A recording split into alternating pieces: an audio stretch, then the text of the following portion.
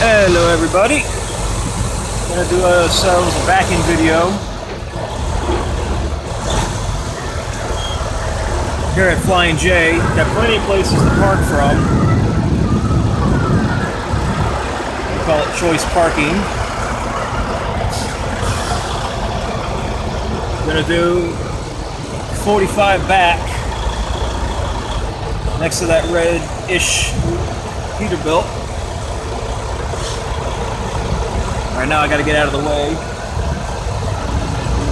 I'll try and explain a few things. I can. When you're back and you want to make sure you give yourself a good setup and always check your blind side, because you never know what's actually going to be there. It may look all nice and clear, the next thing you know, you got Swift or Schneider sticking their nose right up under you and you're stuck.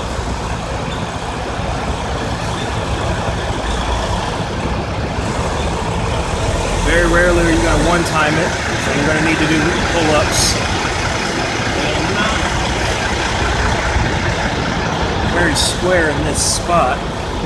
Hopefully you can see it alright. I got my phone on a mount, and I can't really see the screen too well because of the sun. I'm going to have to walk it over a little bit more.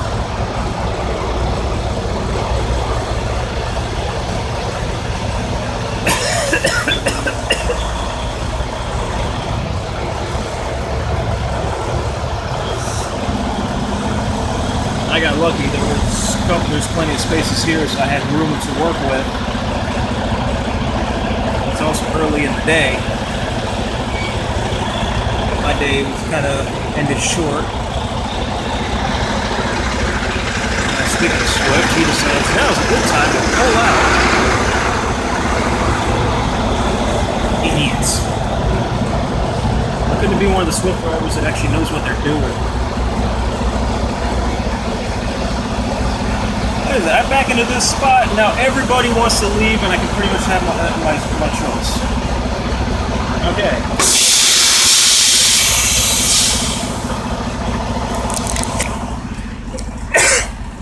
Alright. It was actually a lot easier than it may have looked. When you're setting up for a spot, what you want to do is look out your left where you're at, then look immediately across through your passenger side as to what is there, and that becomes your point of reference. For us, it was the spaces right across from us. So I kind of use that one pump right there as my marker. I don't know how well you can see it. And you pretty much want to keep your rear tandems as close to that mark as you can. And then you just guide it on in, taking my mount off the outside before it disappears on me. I know, a great video, huh? Doing a 45 isn't that hard. You just pretty much line up at an angle and then just slowly back it in. It usually helps to have some kind of marker to work with, be it the nose of the other truck, a line on. I need a regular camera so I can see what I'm pointing at. Be it the nose of the other truck, a mark on the ground. If there is no marks or anything and you need one, place one. Soda can, flashlight, depends on the time of day, and aim your trailer tandems towards that and just kind of skirt around it. Try not to run it over, and especially if it's another truck there, you do not want to hit another truck. In some cases that's the end of your career. And if you're a student or thinking about getting into trucking when you're watching this, your career is over before it even started if you smash another truck. In some cases, it depends. But you kind of want that marker, and then you just keep your trailer tandems at that, and just kind of skirt around there until you back into the spot you want. You also want to make sure keep a watch on your blind side. Make sure that nothing shows up in that mirror or suddenly come along next to you. Like, say if I was backing and all of a sudden that guy showed up, that becomes another problem I might hit. So you got to constantly keep checking, bobblehead Friday kind of thing. Constantly bounce between the mirrors as you're backing up. Feather the clutch.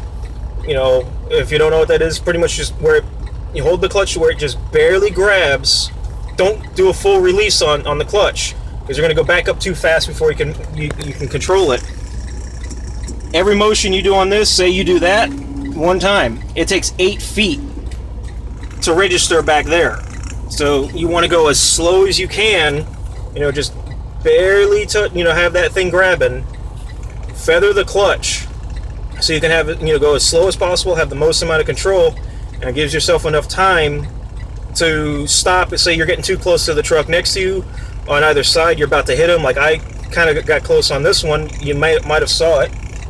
If I was going too fast, I would have plowed into his truck and really would have been screwed. It doesn't matter how much experience you got or whatever. If you hit a truck just right, you're done. In most cases, it's a one strike and you're done deal. Too bad four-wheelers don't have that. We'd have almost empty roads. Alright. Trying to think of how I can explain backing while parked. It's actually difficult for me, believe it or not. So take your time. If you need to get out, get out. Even if you're blocking the road or anything, like say you're in the way, alright, it doesn't matter. If you need to get out and check what's behind you, what's on your sides or anything, set the brakes, get out, check. If someone else is yelling at you, fuck them. They're not backing up the truck. They're not driving your truck. You are. So take all the time you need, just within reason. Don't be one of those guys who takes an hour and a half to back into a dock and you have plenty of room. If someone offers the spot for you and everything, listen to them, because they can see more than you can, especially if they're spotting your blind side. And you'll find that when you get out here, most times drivers will help you out, especially if they're walking by and you ask, hey, can I get a spot, on blind side or whatever. Usually they'll help you. Like even if it's just enough to get your trailer in line and the rest is on you, they'll help you. If you're in some places where you have to blind side in, and you pretty much are blind, which is one of the reasons why it's called blind side, because you're backing in on the right instead of the normal way. Another driver will often help you, because sometimes it's the guy you're parking next to, like say with this guy. There we go. Like with this guy. If I was blinding into the spot, he would probably get out to help me, because he doesn't want me plowing into his truck. It is not that hard to do. It does take practice. Practice makes perfect. Just take your time. Don't freak out. If you're a student in trucking, in a trucking school, or you're about to go to trucking school, why the hell you're watching me, I have no idea. There's probably much better videos out there on YouTube. But I just realized my hand was on the wheel and it was buzzing. Sorry about that. But for whatever reason you're watching me, take your time.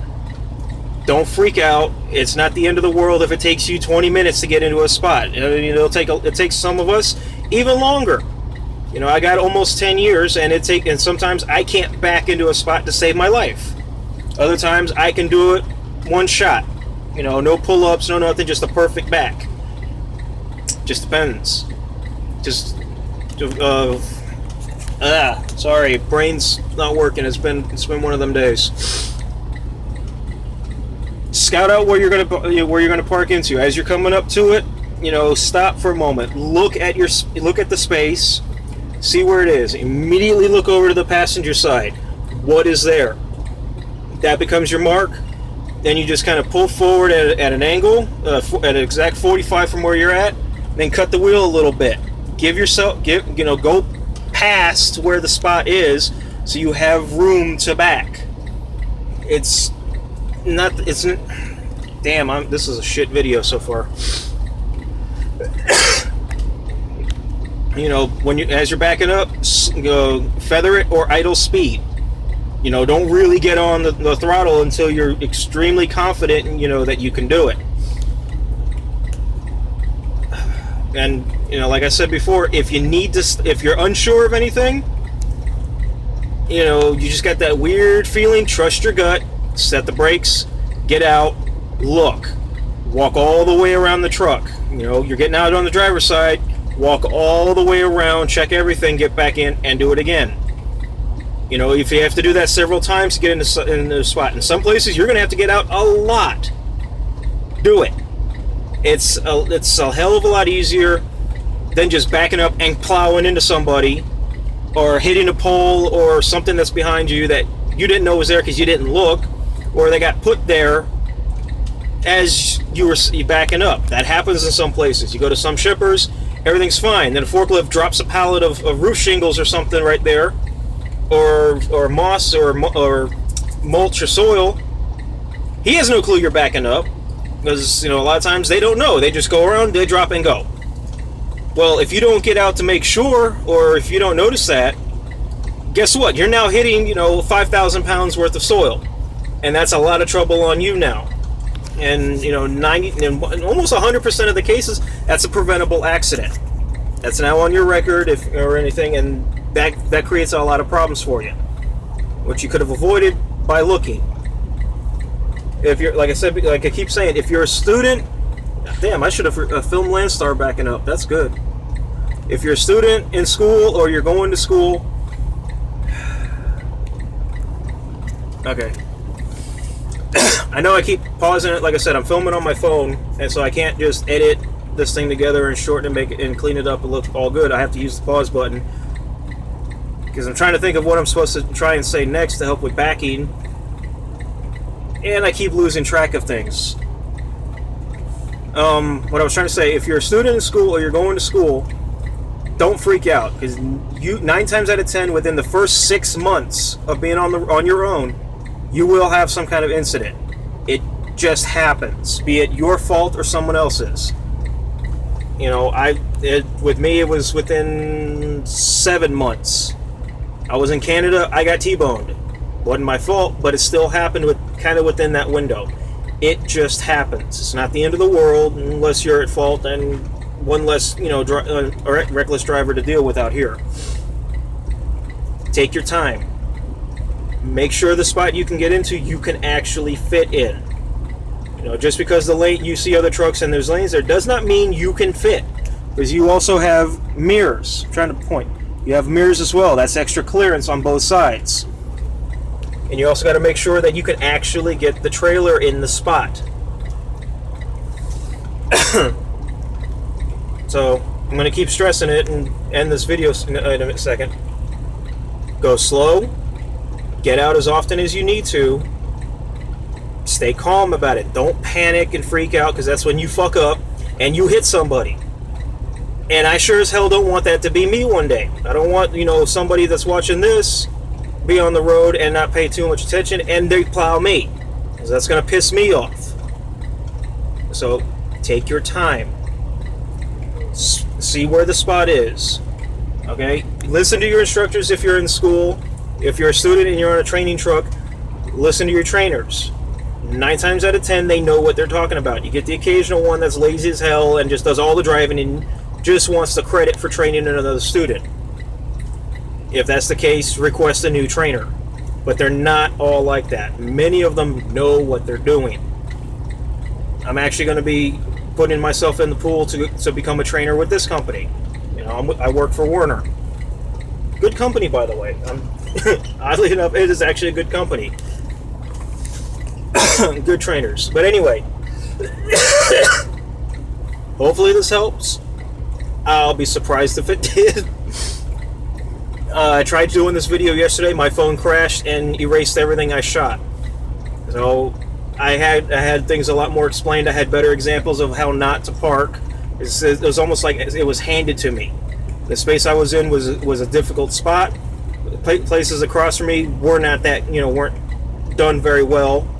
It was a better video. This one was kind of last second, like, oh, I have to do a video. Later in the week, I will try and do another shifting video. You know, how to go through a 10-speed. You know, like I said, I got a 10-speed. Shifting, going up in the gears, because I have one video where I did that, but I was only upshifting. it didn't occur to me, people might not know how to downshift. It's essentially the same thing. So if anything, fuck it, I'm going to combine the two in this and do the video later. Downshifting is the same way. You know, when you upshift, you know, I upshift at about, damn it, fucking phone, you know, anywhere from 15 to 1700 RPM.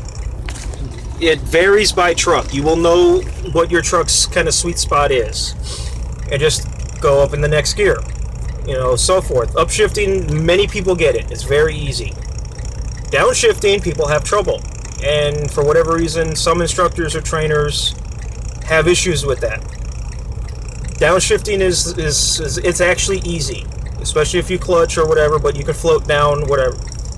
Downshifting, the sweet spot is anywhere from 900 to 1100 RPM. It also depends on your speed. So it does not work every single time at every speed on every truck. Every truck is different, but usually the sweet spot is 900 to 1100. Then you shift down. You know, you'll see the RPM shoot back up to 15 or whatever. If you're going low speed, it's easy. If it's high speed, you'll have to bump the throttle up to about 16 or whatever for it to take the gear and slow you down. But again, it takes practice. If you're floating down, you really need practice. I can float down, but I often choose to hit the clutch to get it out of gear to go into the next gear, to make sure I catch the gear. But again, practice. That's all it is. Practice. Take your time. If you miss the gear, it's not the end of the world. If you can, go back to the one you just left and try again. If you miss too much and all you're doing is grinding, if you can, stop. If you're on the highway and you screw it up that bad, get off to the shoulder, find your gear, and go going again. You know, use the shoulder for as much as you can to get up to as much speed as you can, then get back on the highway. If you're just doing it in the truck stop or whatever, you can easily just stop where you are, get your gear, and keep going. You will miss gears. You will grind. Even though, if you hear someone who says, I never miss a gear, I never grind my gears, get away from them. They're full of shit, and they're just straight up lying, and if you listen to their advice, odds are you will get in trouble. Be it an accident or go somewhere you're not supposed to. You know, they're super truckers. If you hear someone say, oh, I'm super trucker and all this shit, get away from them. They're full of shit. Even the guys who've been around since the 60s grind gears, miss gears. It just happens. It's not the end of the world. Like I said, this sound, it will happen. RPMs don't mesh up right. You're too high of an RPM. You're too low of an RPM, or you're just shifting too fast. It takes a moment. What's the rhythm? When you shift the gears, it's bam, bam, bam, bam. Out of the gear, into the gear. There's a slight pause between the shifts. If you go, it's not like a car. If you go straight in the next gear, that's what you're gonna get. Grinding. You don't want that, but it happens. Shit happens. It's not a big deal. Like I said, I will try and do a video, assuming I can get the angle right. Let's see, you can chest here. Nah, that's not going to work too well. You're not going to be able to see shit. I was trying to figure out how I can angle my phone so you can see the RPMs and everything, but it doesn't look like you're going to see it too well. So I will find a way to do a shifting video in the next few days. Right now, I'm down for a reset. So I'm down for at least a minimum 34 hours. Hopefully a little longer. It's overdue for a break. But later in the week, I will try and do a shifting video. But again, take your time. Breathe. Relax. When you're setting up for a back or whatever, it's not that hard. I can't do it here, but I can explain it. Parallel parking. Very easy. Very, very, very, very easy. All you do when you're when you're trying to where you want to back into. I was gonna do it at a Walmart, which is the easiest place I can think of because I can park in spaces. Basically, it's similar process setup to backing into a regular spot. Very similar. You see where you want, look where you want to back into. Difference is when you're setting up, you're keeping an eye on your trailer tandems. Once when you back up, you want to be in a straight 45 from where you want to be. When you back up, watch your tandems. You can do a blind side or driver side. It does not matter. It's the same either way. It's the easiest way to back up. Once your trailer tandems get to where you want them to be, like the right space from the curb or whatever, once those are there, cut the wheel. Like hard, like jackknife, pretty much. And then watch your drive tires. Once your drive tires get about to the same spot, straighten the truck out. If you did it right, you will have the exact same, you will be even spaced the whole way of the truck where your trailer tandems were and where you want to be. And again, same deal though. If you're unsure, get out and look. Check behind you, especially at Walmart or Target, mostly Walmart, because you got those damn trees. Make sure if you have your tandems all the way forward, make sure the overhang isn't going to take out a tree. But it's the same deal. Go up to 45. Sorry, I got a weird cough going. Go off at a 45, and when you see where you want to be, back your trailer up. Once the trailer hits that spot, crank the wheel hard. All right, and it's easy to do. It's very easy to do either way, because you're using your small your small, where is it? There it is. Your spot mirror, because you got to look right down at the ground. Once your drives get to that same point, cut the wheel, get under your trailer. You will still keep backing up, but if you do it right, you'll be perfect. It's one of the, in my opinion, one of the easiest backing skills to do besides straight line backing. You'd be surprised how many people fuck that up. It's almost comical how many people can screw up a straight line back. Now, when you're backing into a regular spot, like my brain works weird. I remember stuff at different times, so bear with me. Leave a comment laughing at me if you want. It's fine. But when you're backing into a regular space, if you have the space in front of you, use it. Use as much room as you want, or as you can. Like I said, here, let's see if I can put it. You see how I have empty spaces in front of me now? The reason I backed the way I did is there was a truck there. There was actually two trucks there. So I couldn't just line up and curve around and straighten out and come straight back, because I would have hit Swift, and there was a yellow whatever the hell that was there. It was a cab with whatever. It was just a cab and a frame. There was a couple trucks there. I couldn't use the move, so I had to 45 it in. A lot of people don't seem to realize, if you have room, use it. Use all the room you can to be able to get in where you need to, be it a dock, a space, or whatever. Drivers would rather have you use as much room as possible to back in than hit them. Because depending on where you're at and who the driver is, they may hit you back. I mean, hell. We all keep shit in our trucks for various reasons, be it tire thumpers or whatever. Everybody has something in their trucks. So be careful. If you hit somebody, you're probably going to get your ass whipped. Unless you're one of those shady little bastards who hits a truck and bolts. Try not to do that. That's just not cool. If I left anything out, or if you're still confused about something, leave a comment, and I will try and address it best I can.